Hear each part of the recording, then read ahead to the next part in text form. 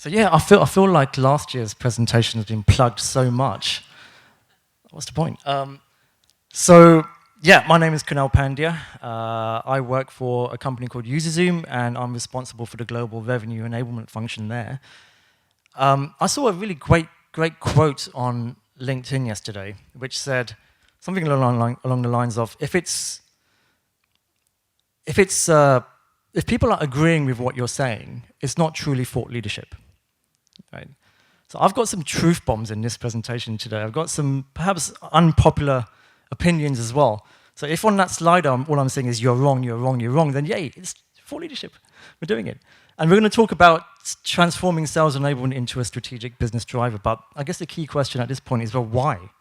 Why do we even care? So let me just grab the slider. Okay, so when we think about enablement, really, I can sometimes bracket enablement into two distinct functions, two categories: operational and strategic. So what do we mean by this? Well, what are the characteristics, perhaps, of an operational enablement function? Perhaps they're focused on training and onboarding. We've heard this quite a lot today as well. They measure various metrics, but typically around things like training completion, certifications, perhaps, focused mainly on leading indicators to perform random acts of enablement. I think we've heard this today as well. And they can report into ops functions, marketing, perhaps even HR. We saw a small percentage in one of the previous presentations. Not that there's anything wrong with any of this. Right? We all know how valuable it all can be. But if we start thinking about the strategic function, then yeah, typically more data-driven in terms of their strategy and how they prioritize against that strategy. Revenue outcome obsessed, right? Interestingly, correlating leading and lagging indicators. So not just one or the other, but both, but a strong correlation between the two. That's the interesting part. Can report into the CRO, CSO, as we heard today as well. Operate cross-functionally, right? So across multiple departments and functions within the business.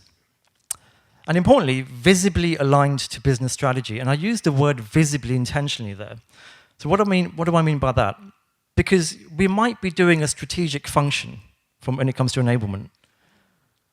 But if you were to ask the CEO of the company or the CFO, the people who are pulling the purse strings, what does your enablement function do? And they say training and onboarding, things like that, then you're not visibly aligned. Right? So this is the key. How do we ensure that you're not only performing a strategic enablement function, but you are seen to be performing a strategic enablement function, and it's recognized within your business? There's another aspect to all of this, which isn't often talked about in these kind of events. I'm going to go there. I want to talk about remuneration, salary, packages, cheddar. In the operational category, based on my experience, based on what I've seen, the conversations I've had, the hiring that I've done globally, you're kind of talking between a floor of sort of 60K and 120K. Could be wrong, right? But there or thereabouts. And when it comes to the bonus aspect of these kind of roles, that typically gets lapped on to the company bonus scheme, which is an annual bonus scheme usually. That's a bit of a red flag for me. It kind of tells me that, how strategic do they see this function as, if they're just going to put us on a company bonus scheme? But on the strategic side, I think 120 is the floor. That's the floor. I've seen up to 300K plus. Not me personally, by the way, but I've seen it. And when it comes to the bonus scheme, it's typically variable. Variable aligned to short-term and long-term goals, OKRs, MBOs, think of those kind of things, but also aligned to a quota. Not necessarily quota carrying, but quota enabling. And that is typically measured and even paid on a quarterly basis. So there are some differences here, right? We can see. But again, it all depends upon the tenure, how far you are into an enablement career, the type of company you're working for, And there's so many different factors, right, which could perhaps disprove some of this. But generally, this is what I'm seeing in the market. So, what is the real impact of this? What is the real impact of being sort of in the operational side of enablement? What does it even mean? I guess if you're on the operational side, you can be seen as a cost center, right?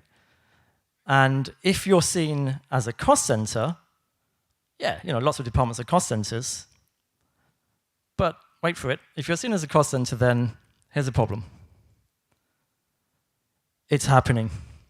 It started in the US, but it's coming, right? And this is where it gets a bit serious. This is not a nice topic to talk about, especially amongst ourselves here. I've spoken with dozens and dozens of enablers in the US who have been laid off through various hiring and various other discussions in community groups like this. And the one thing that they had in common through those layoffs, I've seen actually enablement functions wiped out as a whole. We just don't want to do enablement anymore, is what the businesses have said out in the US. And the one thing they all had in common was they either were performing an operational enablement function, or they were performing perhaps strategic aspects, some of that was in there, but were seen as operational by the business leaders. That's the challenge. That's the challenge we're trying to solve for. So the first thing I wanted to talk about here was the why, and this is the why. It comes down to this. How do we protect ourselves, protect our businesses, and de-risk all of this? Anyone from Seismic in the room? I see you guys there, planted on the side. So Seismic did a state of enablement survey, where they surveyed sort of about 1,000 people, sales leaders, and they broke them up into visionaries, all the way down to laggards. And they basically said 93% of visionaries reported that sales enablement is a strategic enabler for their business, while only 68% of laggards held that view. And there's a reason why they're visionaries. That's one of the reasons. And the headline here was, strategic sales enablement is no longer a nice to have. So this is not to get anyone scared or worried. It's about creating that roadmap, creating that path as to how you can go from the left-hand side of that box to the right-hand side. And that's what I'm going to cover now. So what can we actually do about it? What do we do? And I'm going to go through maybe 3 things. And this is not an exhaustive list. I think we've heard and seen a lot of things today for all of the presentations where they all count, right? Those are all things that we can do. I'm going to focus on 3 things that I've personally seen work for myself, but also for others. Number 1 is to broaden the remit. So what do I mean by this? So when we define sales enablement, and to be honest, if we were to ask sort of 5 people what's your definition of enablement, you'll get 6 answers. And none of them will be wrong. That's the best part. They're all right in some shape or form. I have my own way of defining it, but more specifically, I actually break it down into 5 pillars. So I'm going to walk through these 5 pillars and tie it back to how we can broaden the remit as to what we do. The first pillar is competency development, the traditional pillar of sales enablement, pretty much what we all will be doing if we're in enablement. It's about increasing competence within the team and reducing new hire ramp times. So yeah, it consists of all of those typical things around onboarding, certification, around skills, process, product, knowledge transfer, competency gap analysis, competency-led coaching perhaps, sales leadership coaching. Not an exhaustive list, right? There could be a lot of things in here. But if you're in enablement, the chances are you're pretty much doing everything in this pillar. The problem is, some of these operational functions within enablement focus only on this pillar. That's the problem. So when I talk about broaden the remit, I'm going to go through 4 more pillars that we can potentially focus on. The next pillar is efficiency and productivity within sales. How do we maximize time spent selling? So we talk about things like initiatives or projects like Sales Playbook, knowledge, content and learning, discovery and access. We've heard about Showpad today, Seismic, HighSpot. Process and activity efficiencies. How do we remove those bottlenecks from our process? How do we prioritize which prospects and accounts we actually work on? How do we define that? How do we ensure that we're minimizing all of those things that salespeople have to do, which are not directly related to selling, like moving the needle in front of the prospects and customers? The third pillar is sales effectiveness, all around increasing win rates. We talk here about things, methodologies perhaps, things like MEDPIC. Buyer experience and engagement. How do you improve the buyer's experience? We talked earlier about revenue enablement, joining the pre-post sales process. So how do we provide that consistent level of experience across the entire journey? And how do you measure that engagement? Because it's only when you measure that engagement you can do something about it to increase it. That's sales effectiveness. Also differentiation. So depending on the industry of the account or customer we're talking to, the persona, the ICP, the ideal customer profile, perhaps the competitive landscape, what do we do differently? Executive selling, selling above the line, C-level selling perhaps. Also best practice capture and propagation. You know, we know that our sales reps will be doing great things every day, but what are those great things and how do we capture them? And how do we propagate them across the rest of our workforce? Pillar number 4, Laura talked about this quite extensively. So this trifecta of sales, marketing, and I'd add product to that as well, alignment. So that buyer's journey, that end-to-end journey from pre, during, and post-sale, how do we connect the dots? How do we make it, how do we facilitate it? Get into the mind share of those buyers as well. What about content attribution and content strategy? What content works? What doesn't work? Why is that the case? How do we feed that back and drive marketing strategy and align with marketing, build those bridges? The narrative strategy as well. How we target accounts and how we run those processes around those account-based marketing processes. And from a product standpoint, enablement is often the last mile, internal mile of going to market. How do we equip our sales force with the new things that they need to know about the new products we're launching? So how do we make that as seamless and efficient as it can possibly be? Through alignment between sales, marketing, and product. And you can probably add customer success to that list as well. And then the last pillar, often overlooked, but touched on, I think, today by a few people, I think Simon touched on it as well, is sales engagement. This is all about reducing attrition, right? So what sort of experience are we providing to us new sales hires? What's our employee engagement look like? How do we keep our finger on that pulse of what's going on, how people are feeling, what they're thinking? How do we remove the disconnection between managers and their reps? Because that is a source of most of the frustration and reasons why attrition happens. Friction and frustration between employee and manager, not setting expectations, not developing them, not coaching them, and not being aligned, right? Not seeing eye to eye. Career paths and progression. So how do we ensure we're providing our teams with a level of accountability to take their careers into their hands and do something about progressing? How do we make it transparent that, yes, you can progress at this company, and this is how? I include gamification in there to increase engagement. And of course, incentivization plays a key part. Not that enablement will be strictly responsible for this, but I think it plays a big part of engagement. That is kind of how I would broaden the remit, right? Let's get out of pillar 1 and let's focus on all 4. And like I said, this is not exhaustive. You might have some more pillars that you can think of. But this is personally what I've used in the past. Number 2 is to let the data drive. And in case you didn't hear the plugs from all of the other presentations before, this is about those 4 factors that impact how much we sell. Right? We know what they are now. Thanks for the spoilers, everyone. It's sales velocity, opportunities, average deal value, average win rate, and average length of sales cycle. And as you know by now, you multiply the top line and divide the result by the bottom line. That gives you your metric of sales velocity, the rate of revenue based on a given period. Now, the key thing with this is not just a formula. It's not an equation, because I'm pretty crap at maths too, to be honest. It is how you use it and how you use it to drive your strategies as enablers.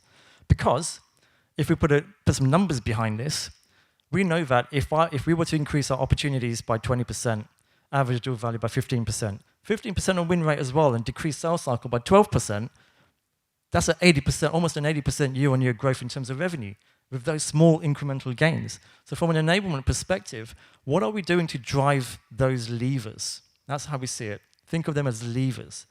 Opportunities, deal value, win rate, length of sales cycle. How hard do we pull those levers? When do we pull them? How long do we pull them for? How are we going to actually pull them? When it comes to your enablement strategy, your initiatives and the projects that you're running, if we're tying it to these levers, that connects it to business strategy. Because who cares about these metrics? Pretty much every leader in your business. And they should, especially right now. And what that will ultimately do is allow you to align with your business, to define your strategy, not just based on the random acts or the requests that you're seeing and getting, but actual needle-moving goals. To define your strategy and prioritize your initiatives to get your stakeholder buy-in, because if you can show that you're trying to move a needle that is really going to impact the business, and also how much it's going to impact the business, and therefore what it's going to return, it's an easier conversation to have. And to ultimately to measure success. So when you did that thing you were saying you're going to do, did it actually work? Right? Now, I've used this method to actually justify why we should do certain projects, get people aligned to it, but also when it's happened to show them, quite literally, the upward trend of the impact. And I've used that as a way to justify further investment, further spend, grow the team, all those kind of things. Right? It kind of works. So this is another way to help you to transform your enablement function to a strategic one, is to use the metrics and use sales velocity. And then the third aspect. Now, as onboarding slightly starts to lessen in terms of its importance. Why? Because hiring freezes, budgets cut, right? It's happening, right? We start to focus on our existing team, our existing people.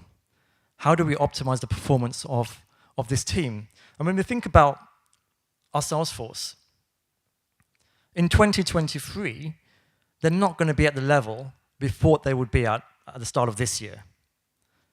Yet the targets will be higher. May not be as high as we thought they would be, but they'll be higher. Or it will be about maintaining a certain level. Essentially, what we're doing is perhaps even more with less, or less than we thought we would have. So how do you optimize that performance? How do you unlock the potential of that team? One of the ways I've seen is through something I call correlated competency-led coaching. What do I mean by that? Well, we start from the right-hand side and we think about those lagging performance indicators. So lagging performance indicators could be sales velocity, and that's the components of sales velocity we see there. Opportunities, average deal size, win rate, average time to close. But what drives each of those indicators? What increases average deal size? How do we influence that? What are the key competencies that a salesperson would need in order to drive these numbers in the right direction? And those are the leading performance drivers, those competencies, whether they're skills-based, process-based, behavioral.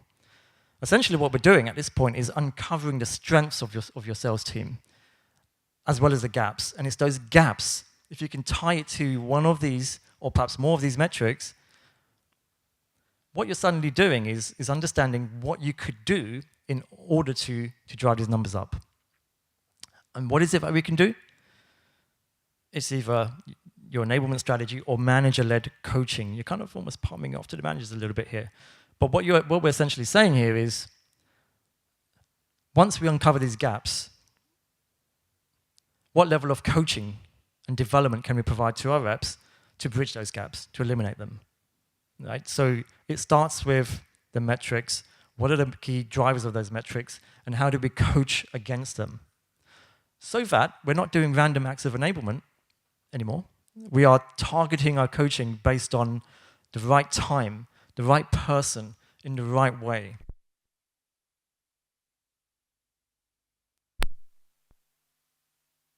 Efficiency, especially efficiency. If we put $1 in the business, what do we get back for it? Business value, not just what customers see, but they care about a lot more.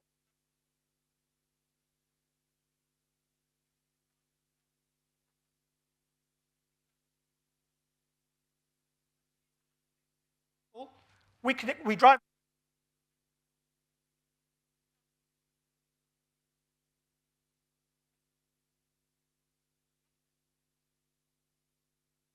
Does this one work? It does. Good stuff. Thank you. Good recovery. Okay, so we are actually towards the end of this, and I'm going to really summarize this. So the economy, this is before I knew we could swear, by the way. The economy is not kind of where it needs to be. Right? You've unlocked something now. And as a result, we need to de-risk our businesses, but also de-risk our roles, the enablement function, what we're doing. Because there is a wave, and it started in the US. Typically, it comes. Right? There's no guarantees on this one. But we want to de-risk what we're doing. We want to elevate the profile of sales enablement to be a strategic business driver. Right? And maybe earn a bit of money out of it too. Right? Who doesn't want a pay rise? And how we do that are those three aspects I've talked about. Right? Three of many, perhaps. Broaden the remit. Think of those 5 pillars of enablement. Number 2, let the data drive sales velocity. And number 3, optimize the performance of your existing team. Competency-led coaching on a correlated basis. All right. That's all I've got to give. Hopefully everyone is okay with everything I've mentioned today, not too many your wrongs. But I'm happy to answer any questions anyone may have.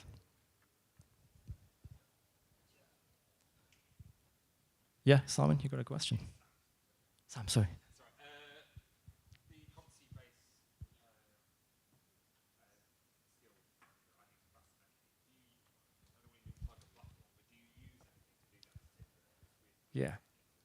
Yeah, Sam. So yeah, it's hard to do it without a platform because it would just be buried in Excel hell, basically, and it doesn't scale. So I mean, I can tell you a story on this actually, which is I did do it in Excel right at the beginning, almost died, but it proved a concept. It proved that if you could capture the level of competency across your entire sales force, or at least even a small part of it, and then uncover the key gaps that are common across the entire team or group, and then do something about it, right? What's the impact, right? So I was able to prove that manually. And because of that, because of the impact to sales velocity, quite literally, to justify investment in a platform to do that. And the platform I'm using is one called E4Enable. It's a UK-based firm, pretty small, but they're doing some pretty cool things in terms of how you can house a competency framework and tie it to the metrics that they drive. So yeah.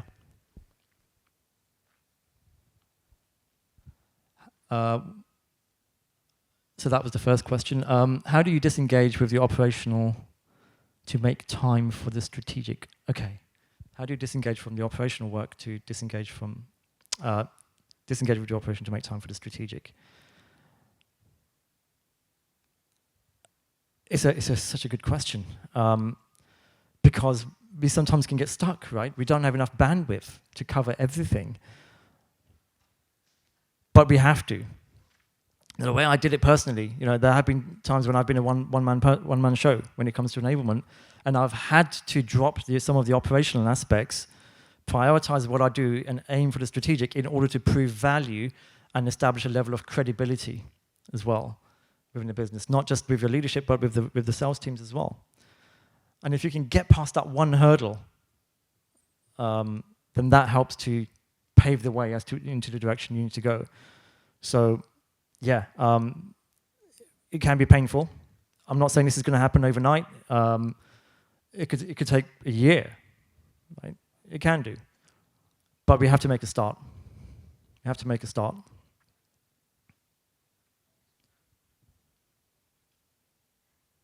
Okay, got a bit of time. Is broadening your remit the right way to talk about the pillars? Shouldn't it be focus, tighten your remit to dodge those random acts of enablement? Yeah, that's absolutely a fair point. Focus the remit. I call it broaden the remit simply because we don't want to get stuck in one pillar, right? Or maybe two pillars, perhaps. Right? So yeah, absolutely, focus and tighten that remit. We talked about charters. We talked about making sure expectations are set across the business. That all applies. That's not to say random acts of enablement aren't valuable, right? They are, but it does not help you to focus and target what you need to do based on what really drives the business.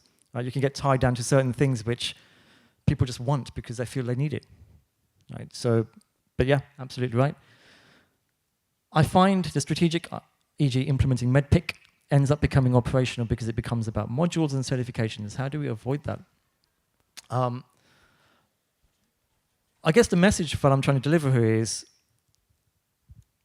we're not trying to avoid the operational activities and tasks, right? They're going to be needed. We have to do training. That's what the first pillar is all about. But we cannot just be operational. That's the key message here, right? It cannot just be about the operational aspect of enablement. We've got to find a hybrid approach to this. So yes, things like MEDPIC. Interestingly, because I'm actually implementing MEDPIC right now. It can become operational. You are doing training, you're doing certifications, maybe doing some sort of mastery type enablement. But sales velocity helps to understand what the impact of that kind of implementation is, thereby almost turning it on its head to be a strategic initiative. Right? That's what it comes down to. We're doing it for a reason.